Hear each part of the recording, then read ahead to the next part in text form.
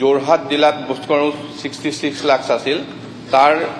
আজি দুদিন আগত আমি তাত থাকোঁতেই আৰু 1 কোটি টকা অতিৰিক্তভাৱে মোকলাই দিয়া হৈছে শিৱসাগৰ জিলাত 1.9 আছিল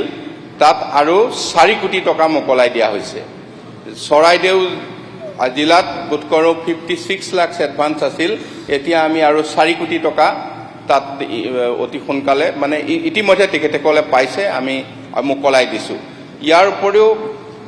যি আমাৰ চাউলৰ এলটমেণ্ট FCIত আমি সেই চাউলৰ এলটমেণ্ট নৰ্মেলি আগত যিমান দিয়া আছিল এতিয়া 1000 মেট্ৰিক টন দিয়া হৈছে আৰু এতিয়া অতিৰিক্তভাৱে আৰু চাউলৰ এলটমেণ্ট বঢ়াই দিবলৈ যোৱাকালি আমি সিদ্ধান্ত লৈছোঁ আজি সেই মানে সেইখিনি পোৱা হ'ব তাৰ উপৰিও মাননীয় মুখ্যমন্ত্ৰী ডাঙৰীয়াই এটা বিশেষ ইনিচিয়েটিভ লৈ তেখেতসকলৰ ৰিলিফৰ কাৰণে আমি গুৱাহাটীত এতিয়া পেকিং কৰি আছোঁ ডিব্ৰুগড়ত পেকিং কৰি আছে তিনচুকীয়াত পেকিং কৰি আছে যাতে পোনপটীয়াভাৱে লৈ গৈ তাত এইখিনি সাহায্য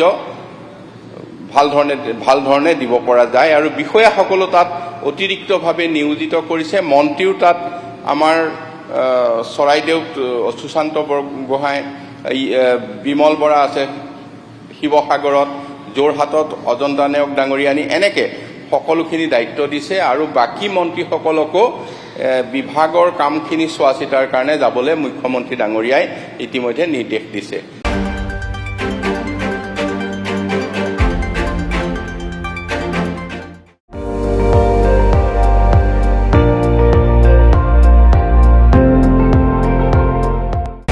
আপুনি চাই আছে ND24